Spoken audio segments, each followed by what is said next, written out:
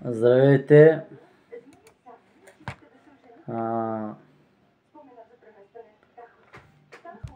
християни! Здравейте, християни и вярващи в Христос! Малко ще разсъждаваме тук върху Библията. Битие, глава 2.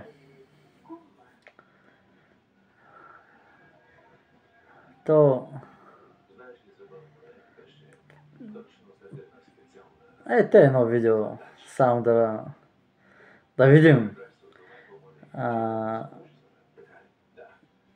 Да видим той нещо, дето се каза Библия. Значи да ни го напишат, да ни го кажат от отвъдното. Никой не го е приел. Те значи нещо много сериозно. И като я гледаме, като я четеме, не трябва да четеме само, примерно, тъй което пише. Ами трябва да разсъждаваме над тъй, което са ни пратили, под формата на действие и всичко останало. И тук почваме Битие 2 глава, 2 глава. Така се свършиха небето и земята и цялото тяхно воинство. Едно кратко изречение, Битие, Битие 2 глава 1. Така се свършиха небето и земята и цялото тяхно воинство. Кой иска да ни каже тук сега с това изречение? Така се свършиха. Какво му е да свърши ти нещо?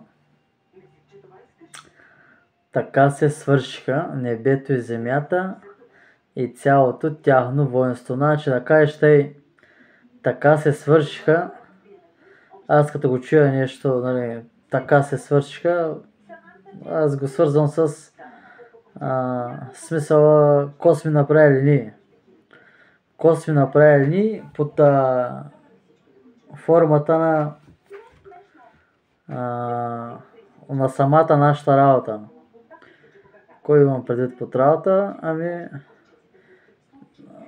нашето пребиваване и живот на земята. Под формата на политика, на гражданство и на той колко гледаме на Господа.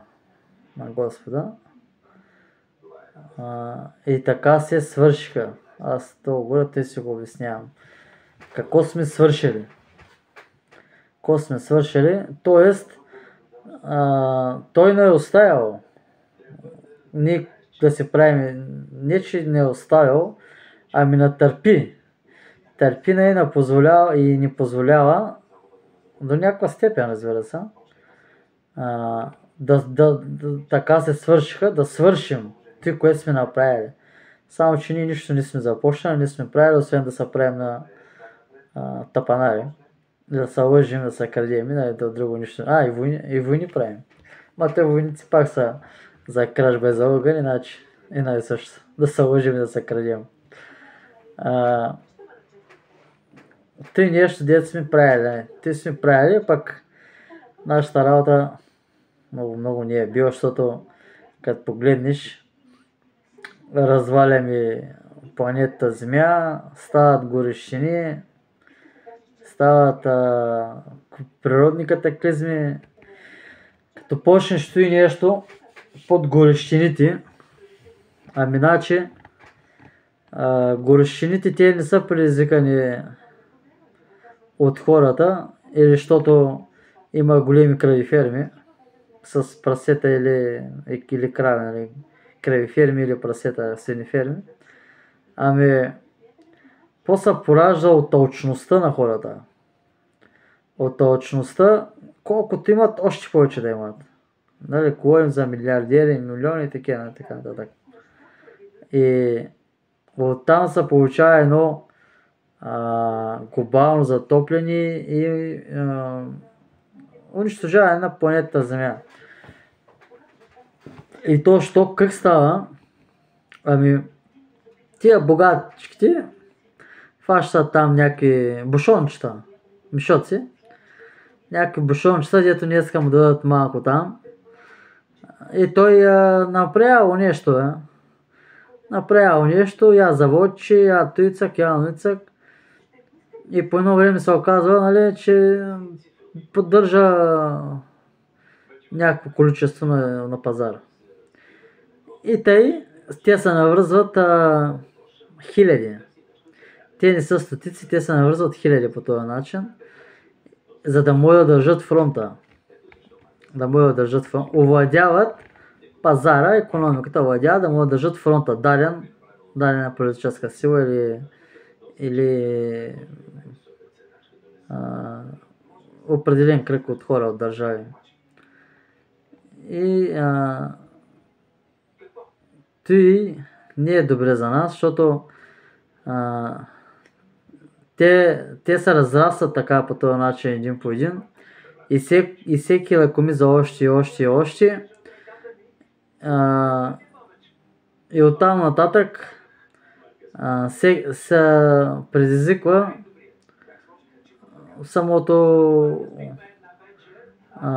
самите проблеми на планетата, затопляне, за този зони. И по този начин, ти като ги следваш точно тяхния режим на работа, т.е. колкото има, още повече да има, и по този начин ние самите убиваме своите роднини, баби и дядовци, защото една жена възрастна, да речем, или един мъж, на 40 градуса, 42, 45, може и да пукне, нали? Съвсем нормално и те ходят за хляб насама там. Изведнъж ще се успи една сутрин възрастен човек, ще отиде по-късно за хляба, ще я фане или слънцето по-рано с 1 час и там на пътя ще фане или ще се прибере до тях, ма ще е станало нещо лошо и ще умре. И той нещо сега какъв вид престъпление е? Сигурно никакъв вид престъпление, защото за всичкото, нали, ако ние сме виновни, тия пък богатите, ама не всичките, по-точно определен кръг от хора, те са виновни. Защото човека е човек, за да работи, да се изкарва прехраната, да може да изгледа семейството. Нали? Семейство, потомство, не сам да ги изгледа, да помага на другия, колко бърка се. Дали ще помогнеш с нещо, някаква помощ, не е проблем.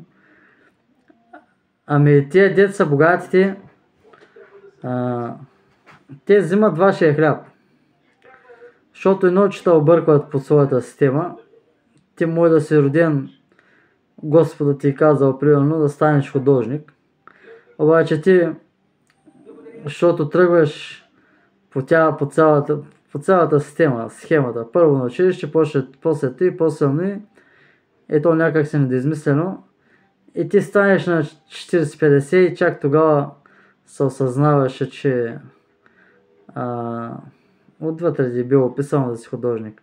А пък той те карал примерно да учиш, после да работиш нещо друго, защото не си намирал примерно по специалността или нещо друго. И те лашкат от тук от там, за да може на тях да им върват паричките, да им влизат паричките, да им правиш пари. А ти самия се губиш като развитие, като личност. И тук идва, нали,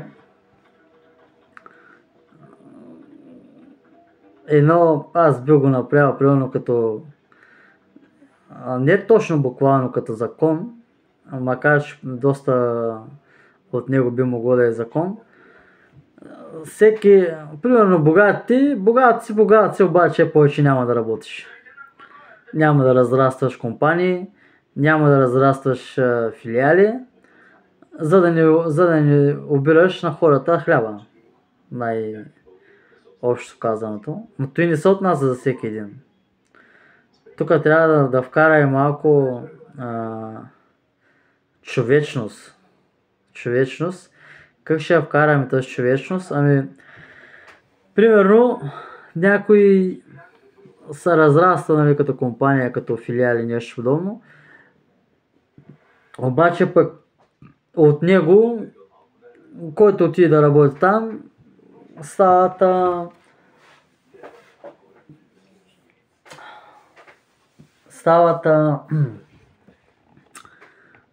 като занаятчии, бе.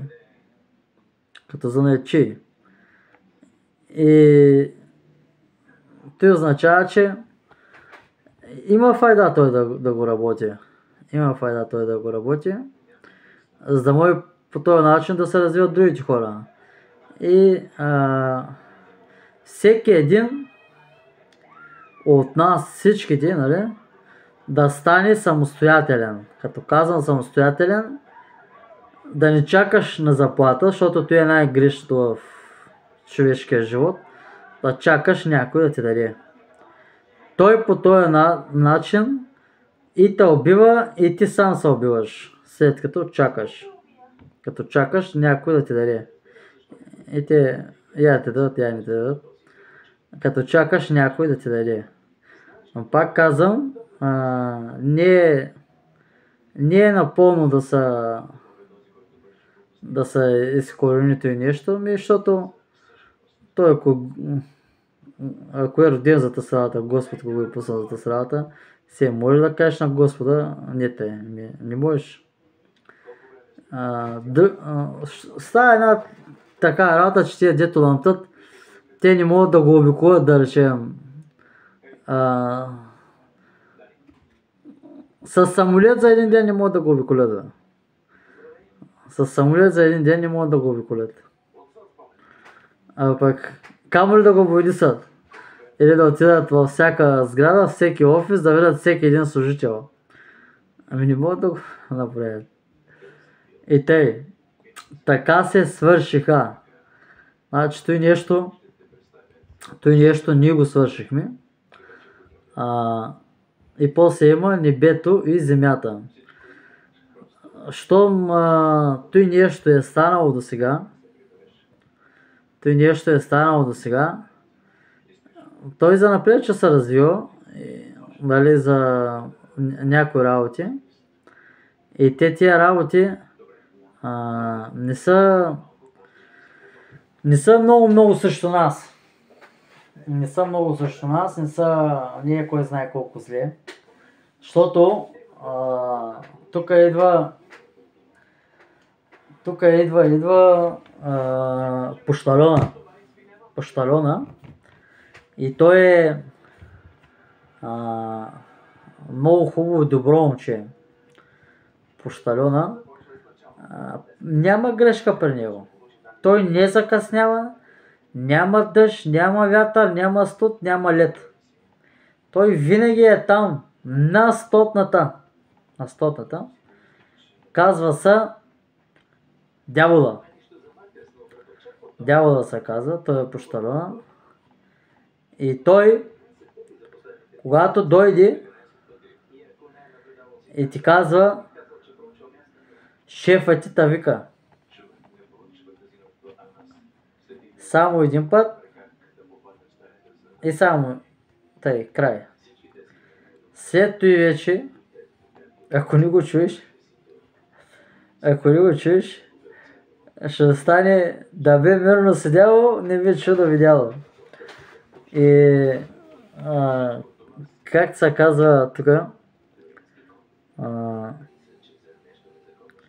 после тъй ми дойде една такова нещо, ми избяга и малко по-хубаво ще обясня.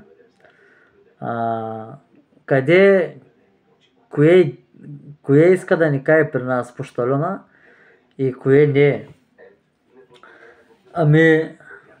Най-общо казаното е примерно свързването, общността, комуникация, общуване, туризъм. Туризъм, като например ето и ни даде НАТО и Европа. Значи ето и ни даде НАТО и Европа. По-точно, да бъдем по-точни, НАТО ни го даде. НАТО, т.е. оттатъка Атлантида. Те ни го дадаха те нещо. И то не защото са ни го сме много хубави или мили, или пък ние сме нямали, а пък те са ни помогнали. Напротив, ние сме си много хубави, сме си много добре и те го знаят. И зато по този начин са правят, че уж ще направили нещо, че ще дали, че ще отворили пътя към Европа. Нищо не са направили. Те брата тъпча с крака здраво, пък ти си мислиш, че са ти помогнали. Нищо не са ти помогнали. Сега ще кажа пощальона. Пощальона е НАТО. НАТО прави тънка сметка и влиза в България. Влиза в България и отваря Европата. Отваря Европата. Той беше пощальона, дявола. И той ти каза, шефът ти да вика. Шефът ти, как те извика шефът ти? Той те извика да общуваме с хората. Да общуваме с хората, да ходим на екскурзии, да гледаме, да се развиваме. И кое е плюса на това нещо? Ами много плюс има. Смисъл за развитието на България, на хората. Защото ние сме не сме много големи, но не сме малки, 10-15 милиона там. Общо в целия свят, не в България. И за децата, за младите, за възрастните, за всеки от пеленачето, там до 120 годишния. Да се развиваш. Печелиш, примерно, туризъм, разходка, да се разхождаш, да гледаш. Да се разхождаш, да гледаш. Че оттам може да спечелиш много, може да си харесаш примерно голям възрастен човек си. То няма смисъл от възрастта, не е смисъл, не е значение на възрастта дали си голям или малък. Примерно харесва ти някой град, село, държава, там отиваш да работиш. Отиди 5, 10, 15, 20 години, 30 години, отдай се, нищо няма да загубиш. Само ще спечелиш. Харесва ти, отиваш. Или пък някой богаташ си, българин, богаташ. И отива където иска. И минава там на екскурзия на такова и вика, искам да живея такова жена. Ще купа една вила, къща, апартамент, там мезонет. Купуват се. Кой има, нищо няма. И хората стават за почивка, за това, няма проблем. Става въпрос, че хората общуват, размерят много. Децата пък за тях много работи могат да открият много професии. Изкуство, професии, развитие. Даже и аз самия съм намирал развитие в чужбина. Примерно една работа работих в България. Качествено съм работил, ама без много производителност. А в чужбина съм дал производителност от това огромна, дето никой в целия свят не е давал. Не е давал тази производителност и не съм напълно убеден. Те хората са ме убеждавали, защото са идвали откъде ли не и са казали, няма друг като тебе. Няма. И аз знам, че няма. И по този начин ти се научаваш да мачкаш. Като казвам мачкаш, в работа си направо Бог. Направо Бог. И той беше пощалена, дяволчето. Той ни каза, погледни Господа. Той ни каза ни, не стойте в една локва, в един гьол. Пуснете водата да тече, да минава през всичките други изворчета. То не е блато, то блато сме като се затворим. През другите локвички. Тоест, както и планетата Земя, има там примерно 100 страни. 100 държави има, да речем. Ами тия държави, я ги сметни всяка една държава по-отделно. Всяка една държава я обозначи като хранителен елемент. Хранителен елемент, като витамини, минерали и тем подобни. Нали? И то коста, за да живеем ние хората да живеем, общността като цяло всичките, и да стопанисваме планетата Земя, защото буквално ние сме стопаните, докато ни зарамжило отгоре, ще запукат ония атомни, сме готови. Ще остане само братския народ и Коста, ти с само с едни витамини, даже с витамини, само с прием на една храна не можеш да оцеля. Същата работа е с държавите, с националност, с всяка една държава, всеки един човек от нас. Тоест, отворете си границите, да не стават и гьолчета, да не сте локвички, ами да я отворим, за да можем да преминаваме от локвичка в локвичка и те да се обогатяваме самите. Като ние самите сме минерали, витамини и минерали. И в това отношение ние ще напредваме напред като общност, като развитие, като икономика, като хора, като богати хора. И тогава няма да има милиардери. То не, че пак няма да има, то ще са много малко. И няма да се изпъкват те да са правят на сами и аз не съм.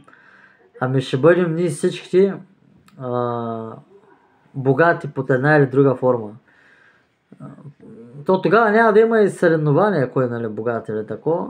Тогава ще има хасъл хора, ще има тогава, които да се разбират, да общуват, да знаят, нали, да се уважават. И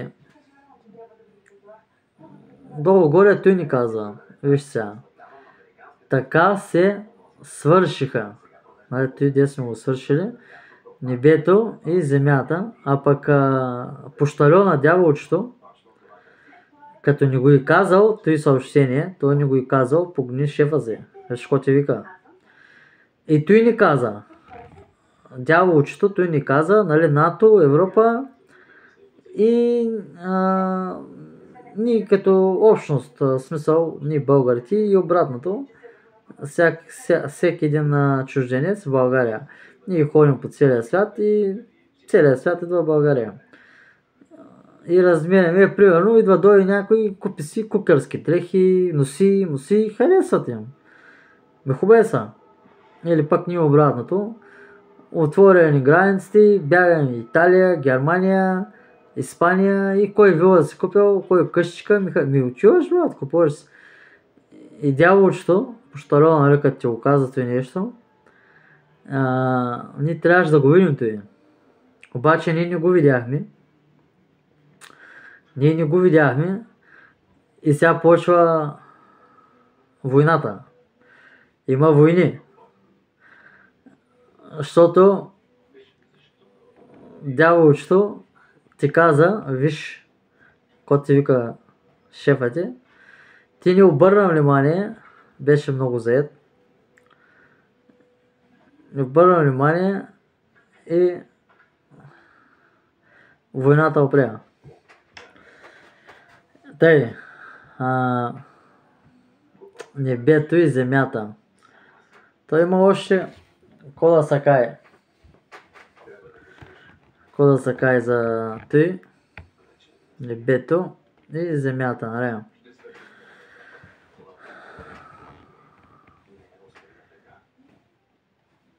И една окуражителна приказка да ти кажа. Ако си го сметнал за това видео за обезкуражително, ами не се притеснявай. Оня винаги има какво да ти покаже. Тъй, че и Третата световна няма да оплаши. 2 сме минали, какво набърка още 5-6 да изкараме. Нищо не набърка. Умираме и после оня пак не праща, няма страшно. Така, небето и земята.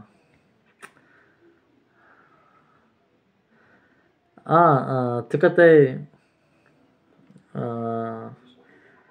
искам да кажа нещо, свързано точно за войните. Като имам предвид за войните, казвам, стават война, нали, една държава срещу друга държава. Ами те двама човека като се сбият там на пътя или на оре мака, те се бият самите двама, другите ги гледат и после се оправят. Единия набива другия, или двамата са равни, или никой не набива никой. И се тръгват, бе. Кой масажиран, кой оттупан, тръгват се. И че се аз да питам вас, ами се един богаташ там, двама, трима, като си искат да си мерят пишката с Русия, ами аз за кодем се връзвам на къла да отивам да скачам против Русия. Против Русия. Или пък се ще кажеш, че си, нали, добре, ай, против другите. Нали? Ще кажеш, точно така как беше, аз се обърках даже. Не, точно, за какво да вярвам на тия, да скачам против, да, точно е против Русия. След като самия другия, дето по-богатия ме фърля, то буквално те фърля. Първо фащат военни на заплата, почват да ги пращат и утре като стане военно положение ще се фащат от улицата като в Украйна. Кой ги правят? Който остане от държавата, фащат го на улицата, бой мой и го карат от той. Войската. Че аз за коля се давам аз живота, не да се запази парите, дето баща му примерно едно време ги изкарал, ама човека Господ му ги дал на него. Пък никъдърния му син или онука или правнучка не са за него и той прави война.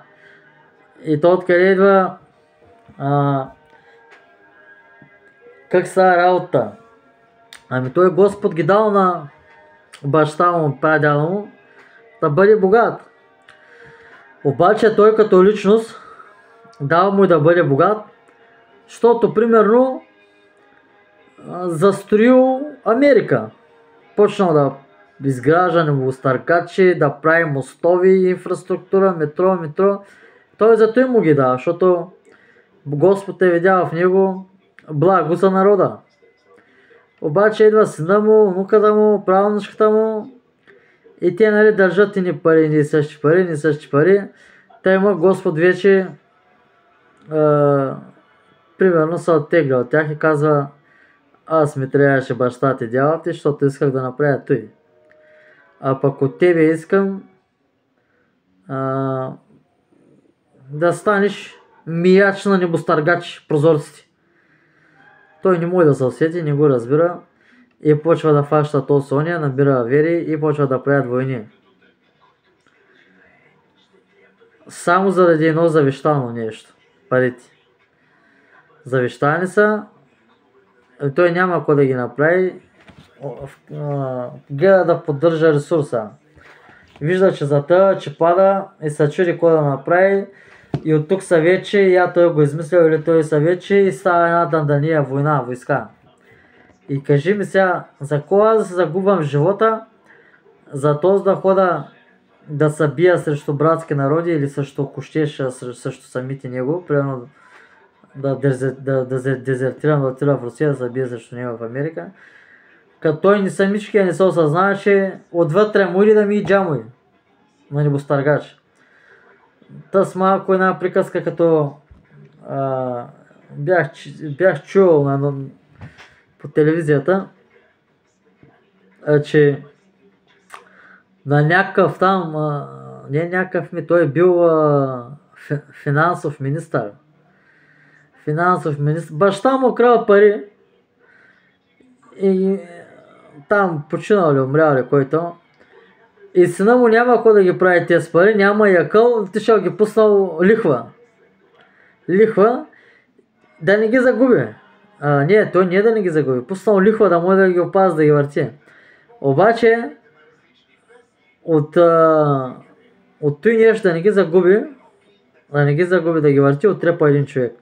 Един човек там колко оттрепал. И какво стана? Хубавото нещо, дето го дали на Господа, то какво дал, какво не дал, он е крал, май той Господ е видял нещо в него, примерно. От кражбата си са направили нещо там, което е било удачно за хората, за народа нещо. И сина му се осрал горкия. Оттрепал там един и сега какво стана? Танто за кукурюга. Той се изгуби момчето живота за едни пари. Защото ги има. Защото ги има и не може да ги загубя. Не трябва да ги загубя. Ти не ги загуби, брат. Прави се на един на мъж и оттрепа го. И сега, какво стана? Не знам. Може пък и да е било обратното. Може баща му пък и да не ги е крал, да ги е изкарал и той примерно някак да ги е изкарал и някой да е бил като да му е било като негативно извършено нещо срещу него. Да стане той нещо, да го изяжда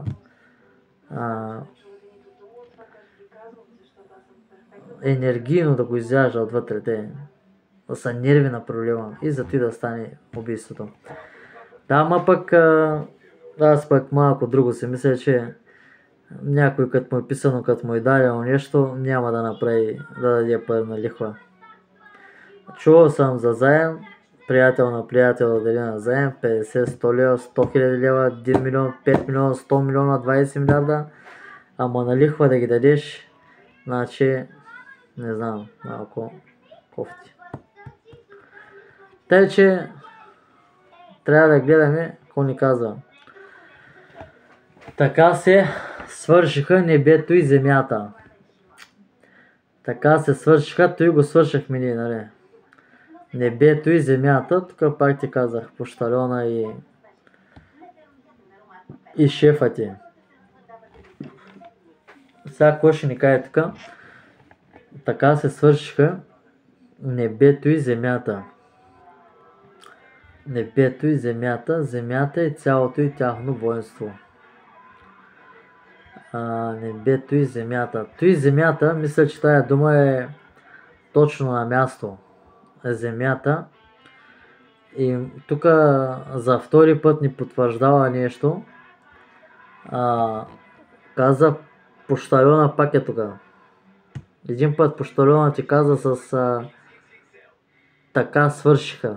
Ние, което свършихме. И тук втори път небето и земята, той втори път ти казва земята, пощалена, пак е тук. Той няма да се тръгне, бе. Той няма да се тръгне, бе. Пощалена. Той е тук да ти каза всяка една всеки един ход. Земята и цялото тяхно воинство. Аз една пряка случка днеска. Сега ще обясня какво искам да ти кажа с дявола, пощалена и Господа земята. Втори път дявола, пощалена и цялото тяхно воинство. Днеска отивам, разкарвам се там в града, обаче приходим се от туалетна.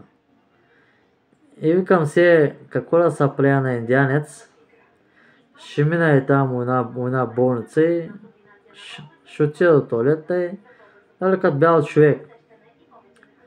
И отивам в болницата и влизам, нали, жената има гледа, влизам в туалета, излизам и тя ми вика, ти само за едното идване ли минаваш тук?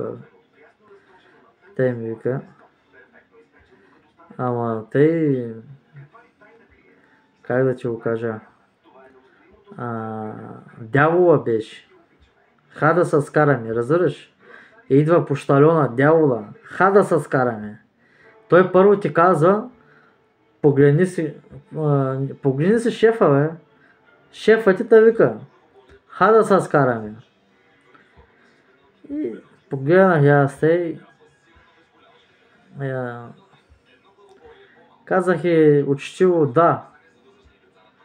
Учтиво, не съм показал с нищо, че ще отговарям или че ще зафащам нещо. Казах и учтиво да. И тя се спря, жената. Тя се спря. Той беше дявола, той беше пощалена. И той ми каза, шефът ти те вика. И сега тук допълвам едно нещо, какво често правим. Ако беше някой човек, който щеш да е, всеки един от вас, и каже, ама ти коя си, ма? Ама ти кой ще ми кажеш, ма? Ама те мълни, той вече беше, тук ще сгрешите. Тук вече ще сгрешите.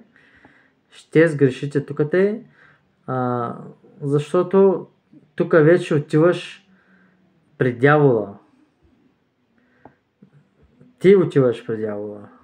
Той идва, казва ти само, шефът ти те вика, а ти, ако не го чуеш и тръгнеш срещу него, отиваш при дявола, тук ще почнат едни проблеми, едни караници, едни мараници, може и бой да стане, може и полиция чак да отидеш. Нали, той е хубавата част. Не хубавата ми, пощалена. Пощалена, дявола, каза ти, шефът ти те вика и тя ми каза, нали, ти само за тези дойде. Да, само за тези дойдох. Нали, той е духовното, което трябва да слушаме, духовното. А пък сега другото, човешкото, мисленото, човешкото, той вече не е хубавата част на нас. Тъс не е хубавата наша част, която сега ще разсъждаваме малко. Ами хубаво е, заградил си целия град, построил си целия град, раздал си парцели, къщи, апартаменти, блокови, целия град, вили, мили, барчета, хотели, код се сетиш вътре има. Значи едно, че си го заградил, си го направил. Второ, аз къде да отида до туалетна, брат? Да вляза от чуждия двор ли да вляза? Да извикам някой ли? То няма градски туалетни. Има градски туалетни, то за целия град една, две. Тиния край от другия край. Ти може да вървиш 2-3 км да таковаш. Да свършиш на работа. Отиш до туалет. Кой ще кажеш тук?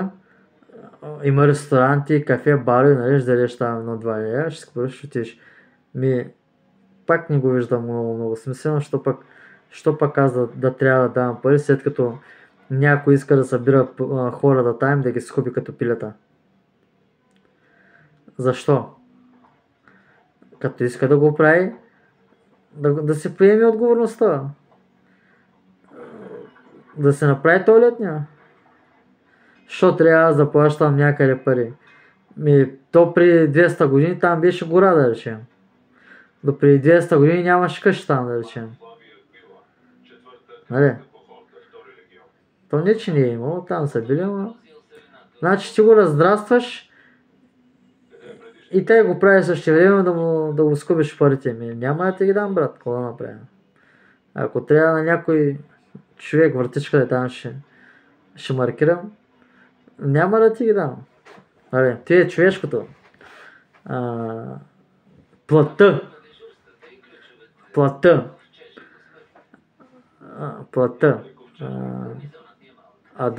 Духовното казахте го пощарил на дявола, който ти вика. Това е плътта. Това е размишление плътта. Тук сега ще ви потвърля една тема. Ако ви са пикай някой път, те напъва нещо. Отиди в една църква, да видим дали няма да се отпуснеш там малко, докато се молиш. В смисъл да нямаш такива плътски нужди. Да свършиш нещо, да имаш такива плътски нужди да свършиш нещо. Ти го пробвай. Не знам дали при всеки ще стане. Не при всеки, то би трябвало при всеки да стане нещо. Пробвай го, така. Той беше земята и цялото е той второто воинство. Така се свършиха небето и земята. Цялото. Той го беше за думата цялото разяснение. И после цялото тяхно воинство.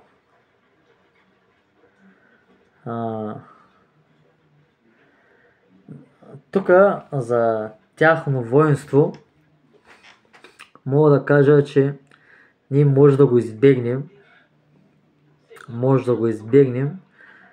И то от продължение от 20 до 50 години. От 20 до 50 години без проблем може да го избегнем. И тук ще сложа едно удължаване, ще сложа до 300 години. От 300 години ги слагам преходно. Воинство. Воинството, аз ви казах кое е воинството. Пощарена дойде, фана му на вратата и ми каза, ти само за тири дойде. Нали?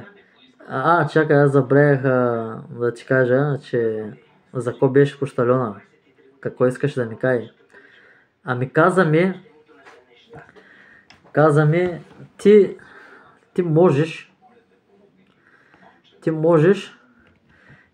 аз искам от тебе хората да знаят. Тоест, разпространявай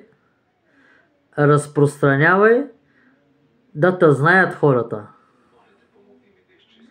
Защото, какво значи по той?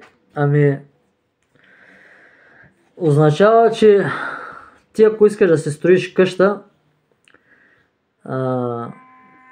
няма да извикаш един дето свири на музика. Нали, ти ще строиш къща, пак да извикаш някой дето да свири на акордеон, на цигулка, на какво ти искаш да ти свири. Какво да прави човека? Можеш да го извикаш да свири там, където ти зидат къщата, ама той е музикант. Разбира от ноти. От тухли, от арматура, от трегари, от замазки. Не разбира. И правилно, нали? Макар че в България от много майстори, като във всяка една сфера, ние само сами не се оперираме. Нали? Той нещо ми каза пощалена. Пощалена, дявола. Не забравяй. Дявола е твой пръв приятел. По-добър приятел от всеки един. Ама като го обидиш, и той му става малко криво. Нали? Така, цялото тяхно воинство. Тяхно воинство е тая дума, дет ти казах. Тяхното воинство, ти можеш да го избегнеш той нещо. Той воинство може да го няма.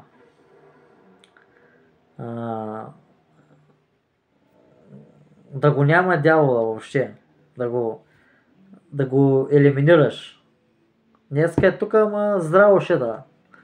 Здраво, той е горкия братко, толкова се жаден, вода не е пил, бе. Вода не е пил с хилядолетия. С хилядолетия вода не е пил. Не откакто Исус се роди и умря, още преди той. Той не може да ти насмогне, бе, брат. Той бяга при единия, бяга при другия, бяга при третия, бяга при... Вода не е пил момчето сигурно 5-6-7 хиляди години. Ти толкова часа не може да държиш. Той 5-6-7 хиляди години не е спрял да бяга, вода не е пил. И ние никога не го чуваме и зато се срещаме с сърдита му страна. Тяхното воинство. Тоест, сега ти казвам, ти можеш за 20-30 години да го махнеш. Ти можеш, нали, можеш да го махнеш, за теб самия лично, гарантирам ти на 100%, че можеш да го махнеш. Не ти гарантирам, че ти самия ще се оттървеш на 100% до 20-30 години. До 300, ако живееш до тогава, гарантирам ти. 20-30 години не. И сега ще кажа защо може да го махнеш и защо не може да го махнеш. Като начало може да положиш основата на теб самия и на поколението нататък след тебе, за да го изхвърлят тия следващи до следващите 300 години. Това е най-широко отпуснатия вариант. Иначе ако се стегнем за 20-30-50 години, ще го махнем. На тебе самия, нали? На тебе малко по-трудничко ще е. Защото ти знаеш какво беше до сега и знаеш и няма да се махне следващите 20-30 години в живота ти. Затова ти казвам, че и ще можеш и няма да можеш. Но следващото поколение, ако го направиш, тото и говоря за всички, ще го махнем. Тяхното воинство е там. То не е пило вода, как ти казах, сумати години. Сумати хиляди години не е пило вода. И като не е пило вода, направо му се разката фамилията. И не го слушаме. Нали, виж всяко става. И така се свършиха небето и земята и цялото тяхно воинство. Това е само първото изречение и то не е изчерпано. Не е изчерпано, има много хора да се каже, защото да ти пратят само една дума да ти пратят от тония свят, нито аз имам физическа възможност, нито който и да би било света има такава физическа възможност, по една проста причина, че са ни малки мозъци и телата. За тела може да изкараме някой издържал, само един свят не може да бъде, как се казва, управляван. Той може да бъде управляван от един човек, но не може да бъде пълноценен само с един човек. Няма как да го победиш този съкъл в тебе. Пък и то, нали знаеш, акъла, то е за земните работи. А пък ти дето го слушаш, то не е само акъл. То малко и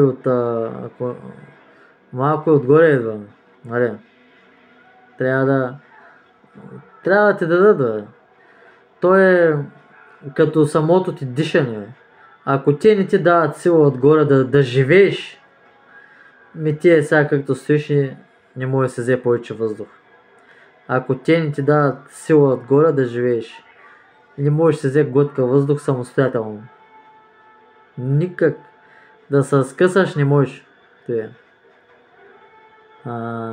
Цялото тяхно воинство.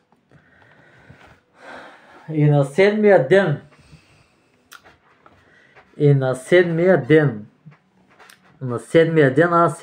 като ми кажа тъй, всеки знае, нали, кой е седмия ден, малко като неделята.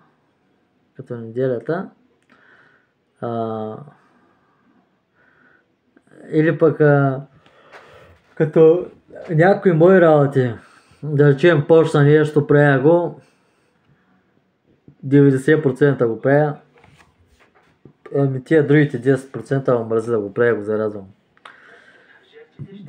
Зарязвам го и да знам нещо такова, някаква такава черта в мен. Ти говоря за лична работа.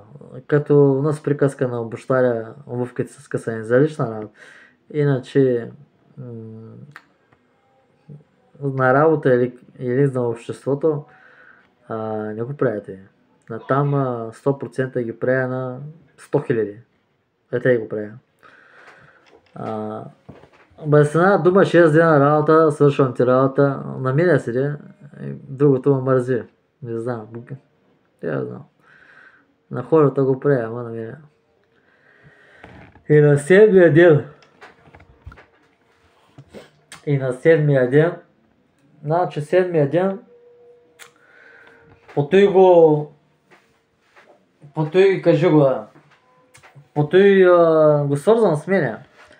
Иначе седмия ден много работи пак може да означава и ние трябва да сме живи да ги разбираме. Като казвам живи духовно. Защото седмия ден, неделята е хубав ден, но е много глупости стават от неделя. Някой път там по мразници, Великден, катастрофи, мазата става майката си бала. И самия ден ни казва много работи. Може да бъде много хубав, може да бъде с глупости. Трагедия, несполучливост. И на седмия ден. Пак да не забравяме, че една дума от ония свят е изпратена. Много здраво трябва да си я разтълкуваме, защото резултата го виждаме. Какво става. И на седмия ден, като свърши Бог делата. Седмия ден, много работи може да го разтълкуваме след седмия ден. Като например, ако е неделя,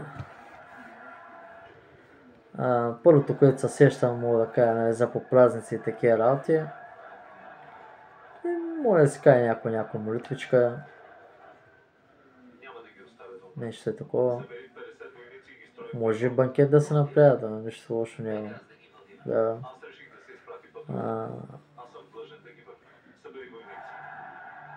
Може и да ни казва,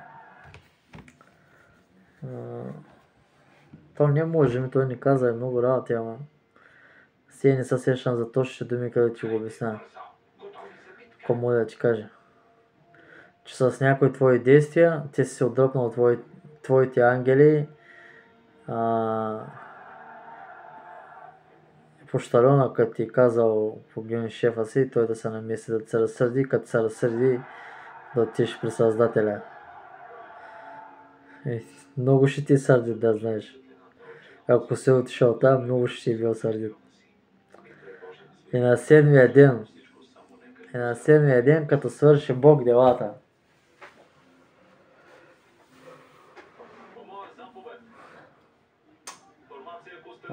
И на седмия ден, като свърши Бог делата. Той е за седмия ден.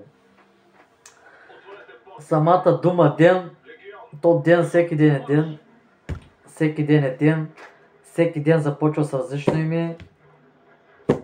Всеки ден е различен един от друг. Аз лично понеделника, не знам при вас как е, понеделника при мене го почвах малко мързеливата.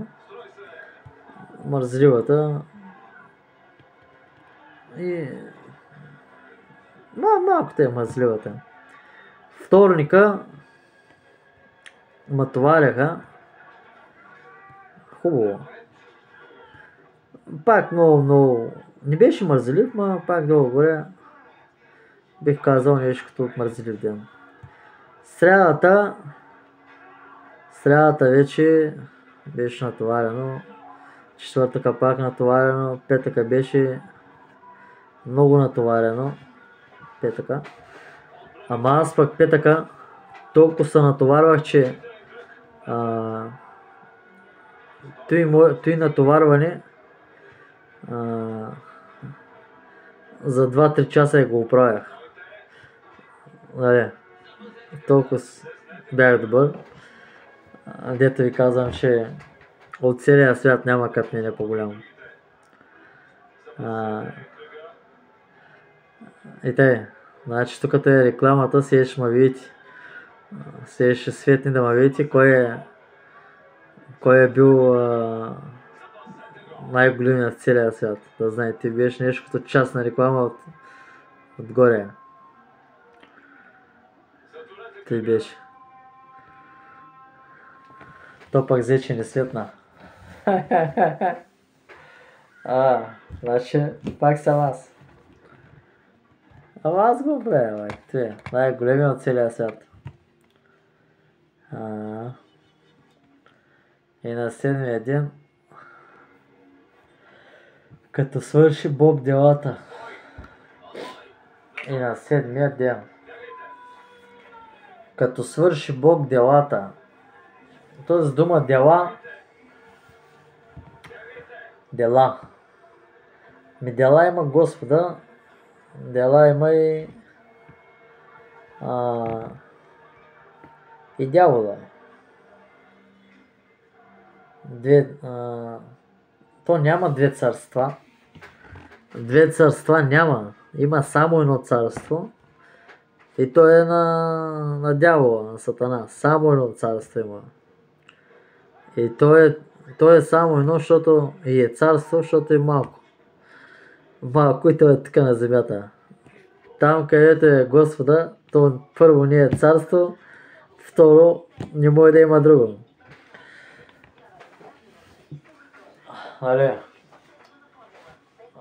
Царството е тук, знаете, и то не е Божието. Това е царство. Тъй, че ти трябва да избереш в кое царство живееш. В кое царство да си. Ти не в кое царство живееш, аз знам много добре къде живееш. В кое царство искаш да живееш. То не е, как ти казах, не в кое царство, защото то е само на царство, а къде искаш да живееш, най-точно казаното. Дали в царството на Сатана, или искаш да живееш в Господа. Къде искаш да живееш? В царството на Сатана или в Господа? Там е правилният избор. В теб. Там е правилният избор. В теб. Къде искаш? Царството на Сатана или Господа? И двете се виждат много ясно. Много ясно се виждат. Майката му и да тръгнеш да го търсиш. Сега ще кажа едното. Едното е пълно с проблеми. Едното е пълно с проблеми, проблем след проблем, проблем след проблем и пак проблем след проблем. Под всяка една форма. Под пари, работа, глоби, в обществото, родители, всичко. Всичко. Той е проблема. Той е царството на Сатана. И тия проблемни точки, те са ти на тях лотарийни печеливши билети. Всеки един проблем, който ти имаш, той е твой лотариен печеливш билет. Ти не губиш с него. Ти губиш с него само когато не го осребриш. Когато не го осребриш, ти губиш с него. И щом като го изгубиш, вече печелиш твоите земни незгоди. Дали ще се скараш с някой, с биш или в полицията ще еш. Може някой глоба да ти траснат някъде. Под всяка форма административна и тем подобно. Пак ти казвам, всеки един проблем твой в къщи, с родителите, с жена, с семейство, на работа, с общество, с държавни институции, с хора, е твой печеливш билет. Той, щом дойде този проблем пред тебе, ти си го спечелил. Той е твой печеливш билет. Не го ли осребриш? Как да го осребриш? С акъл малко да разсъждаваш над проблема. Първия няма да го оцелиш. Втория няма да го оцелиш. Петия може да не го оцелиш. Шестия, седмия. Един ще оцелиш, бе. И като го оцелиш, след него втория, третия пак може да не го оцелиш. На следващия пак ще го оцелиш. И ти сам ще се научиш как да ги разтълкуваш тия твоите билети, как да ги осребряваш.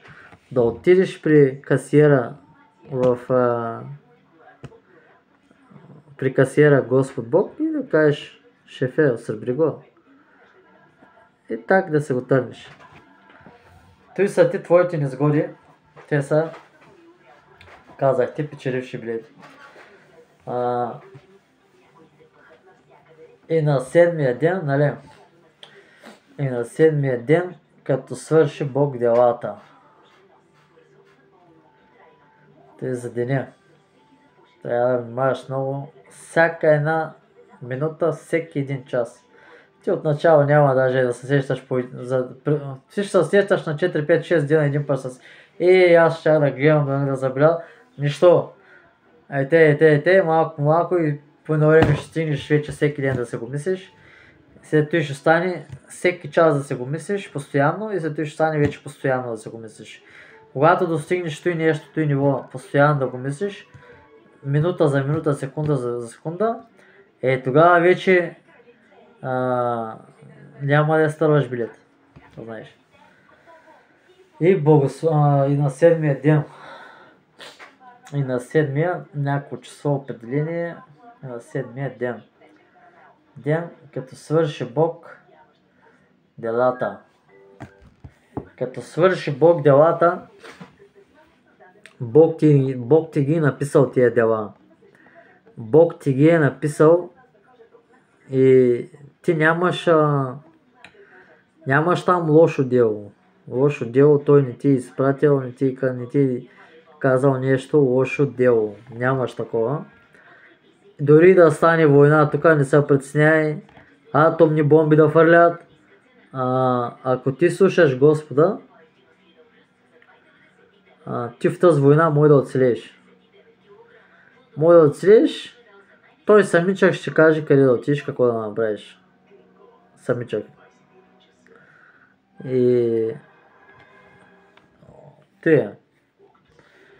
тъй, че не се притесняй, стига да го слушаш, пак ти казах. Не е трудно майката му да се занимаваш. Няма да се плашиш. И на седмия ден, като свърши Бог делата.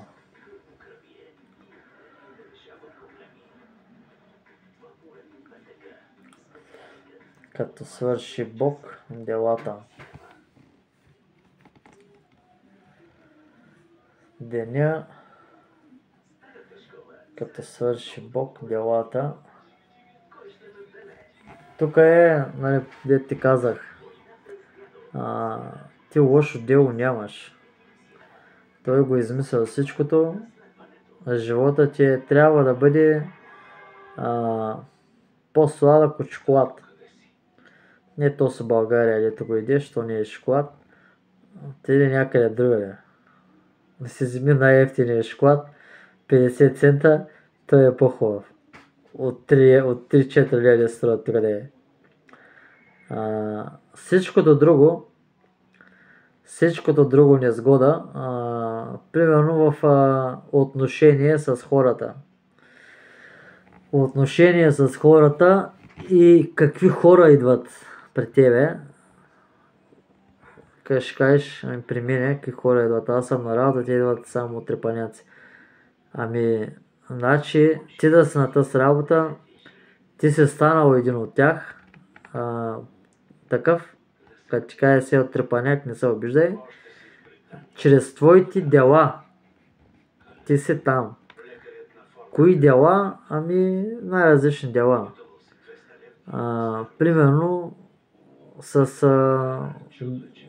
говор с хората, с държание, как се държиш с тях, възпитано, любезно, обиждаш ли ги, нагрубяваш ли ги, отвръщаш ли, правиш ли интриги, мизерии и такива работи. Това е една форма. Ако го правиш, едно нещо се казва пост. Направи пост с това нещо. Или пък точно за яденето, не знам дали може да... То може да се каже, не знам дали е много главна роля точно в тази случка, като например да ядеш месо и такива работи, продукти. Такъв смисъл да ти го кажа. Защото то, нали, месо животно, то като го убиш, то е смърт, нали, той е Господ. Не ще да погубват едно друго. Ама то пък някои животни, ако не ядат месо, ще умрат, ще се затрият и другото. Тъй, че за това че оказвам, не знам дали точно много главна роля играе месото. По-скоро е постъпките, действията спрямо хората, отношението, работата и твоите дела на ръцете в работната обстановка. В смисъл дали правиш нещо с любов. С любов и уважение, а пък има много работници, дето нямат любов и уважение към работата си, работното място и хвърлят, тръшкат, длъскат, не знаят какво правят. И той е такива, Господ не орее, не копае, хора събира.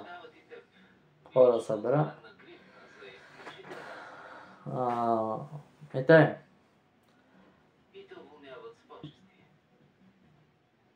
Като свърши Бог делата. А пък то за дела, само като погледнеш думата делата, той има дела най-различни. Примерно, дело ти с някой и да помогнеш на обществото, нали, едно дело ти. Дело в твоята работа, дело сред обществото като личност, като примерно да не вървиш по пътя да фърляш бокуци, фасови и такива работи. Нали, той пак е дело. Защото когато ти сгрешиш някъде,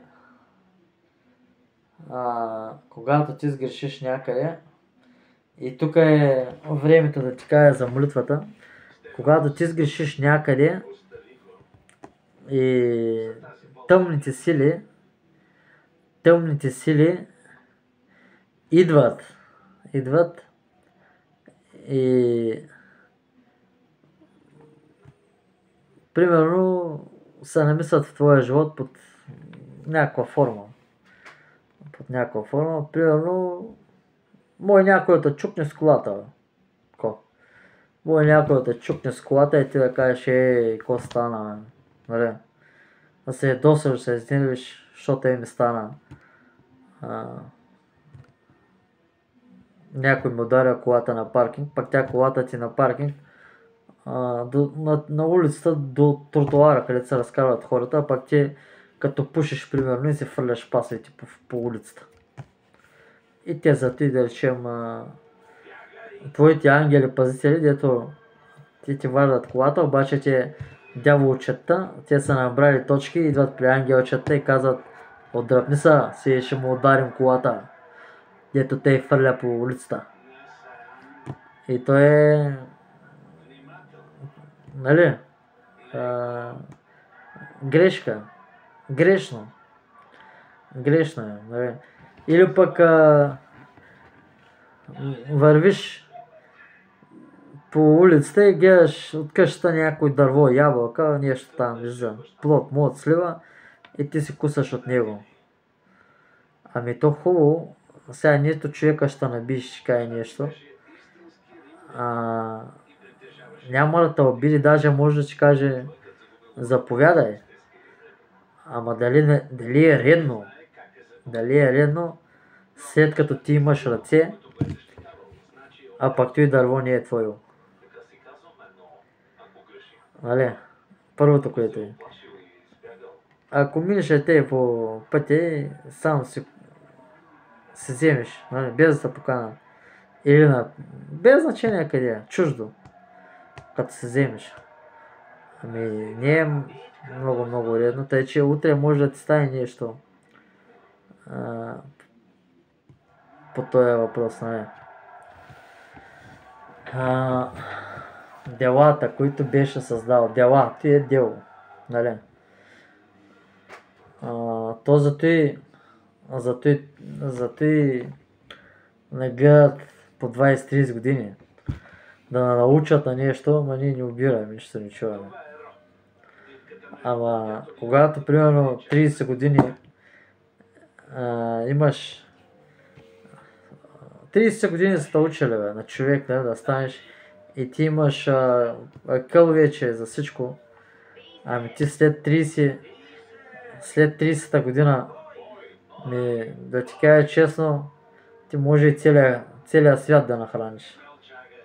30 години те учим, те учат.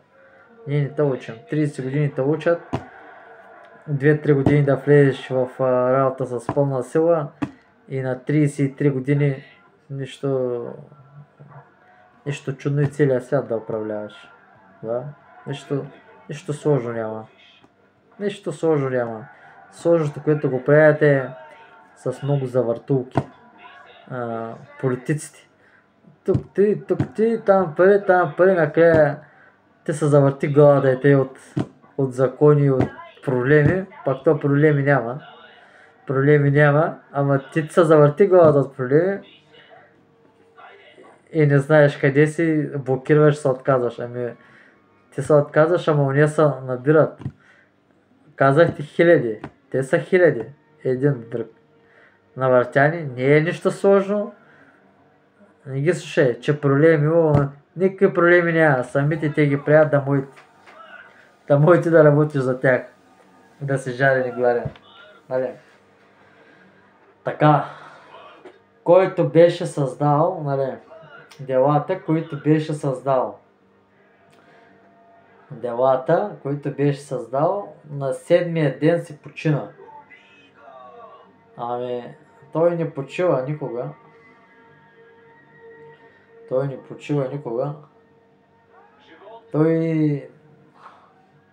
не знае, той не спи,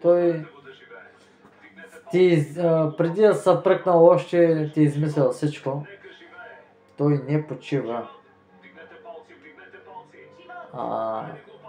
И той нещо го доказа. Зато ти казвам, че всяка твоя незгода, тя е първо идва пощальона дявола, казва ти, шефът ти вика, не го чуваш, не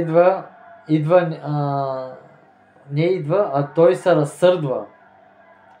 Дявола се разсърдва ти се под някаква форма. Да ти се разсърди не е... то е лошо, ама не е много фатално. И другото вече, което е, идват душмани. Твоите душмани под всякаква друга форма ти да бъдеш стъпкан и с отнето внимание. Така, да знаеш, че всяка една твоя незгода не е от Господа, то е от твоите наместници в живота, които ти се месят в живота. Той е. Защото ти, ако стоиш още малко, утре ще сложат и данък на дъждовната вода, пак то може да стане, защото на едно място вали, на друго не вали, новия данък, дъжд, трябва да плащаш. Като се напълнат язовирите, като ги пускат за полиони, плащаш. Пак те ги използват за водно-електрически централи и стачата оставят по цели градове без вода, ама ти плащаш. Вали? Затова ще казвам, че утре ще има и данък на дъжд.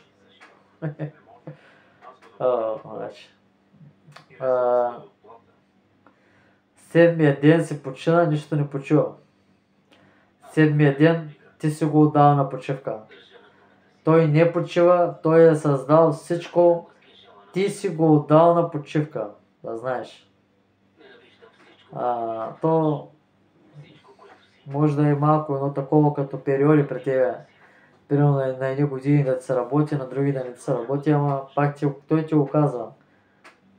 Седмия ден почина. Тебе те мързи и ти си почуваш. А пък той да те мързи да почуваш, тук ще кажа едно нещо. Аз като бачках,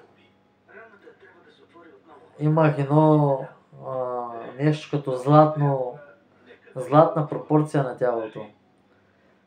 В смисъл като стигнах едни килограми, нямаше какво да ме спре. От живота. Нямаше какво да ме спре. С работа, с всичко. Тоест, като си много дебел, не е много нахубаво. От ти бъде да те мързи от килограмите, да знаеш. Той, че колкото си, нали, хем с потенциал, т.е. с малко килограм, даже хич. Златното сечение на килограмите. За теб самия да не те мързи. Тъй, на седмия ден се почина, той не почива, тебе те мързи. Трябва да знаеш. От всичките дела, той се почина, ние разбрахме, той почина от всичките дела, които беше създал. Всичките дела, които беше създал. Ами той всичките дела, то пак само за нас ще се отнася.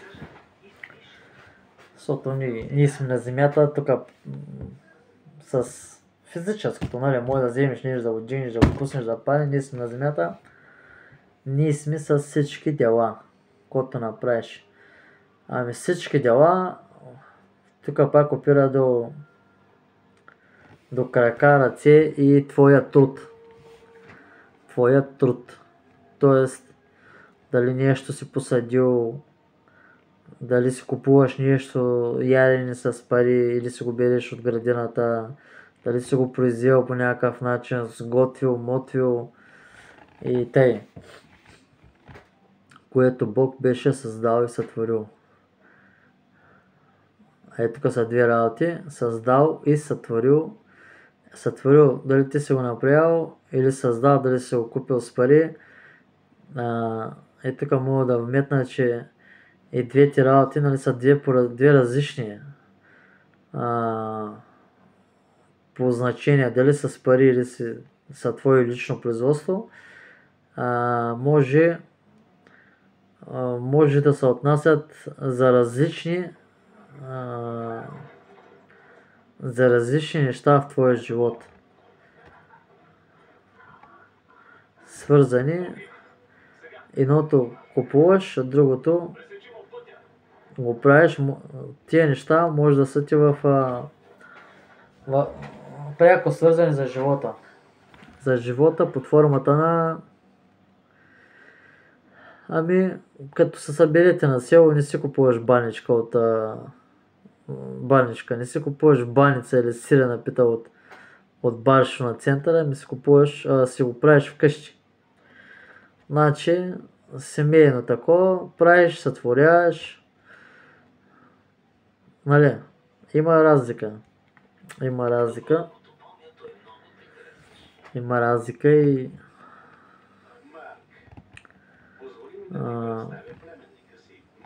трябва да се... те от време на време да слушаш такива работи.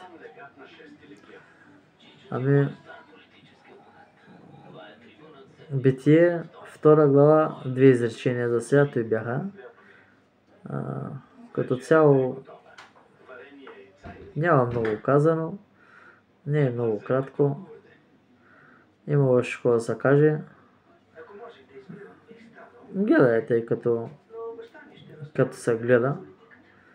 Може да си увеличиш скоростта от YouTube, аз някой път те правя. Като искам да разбера по-съществено, пак нямам време. Увеличавай там скорост 1.7.2, да може да разбираш.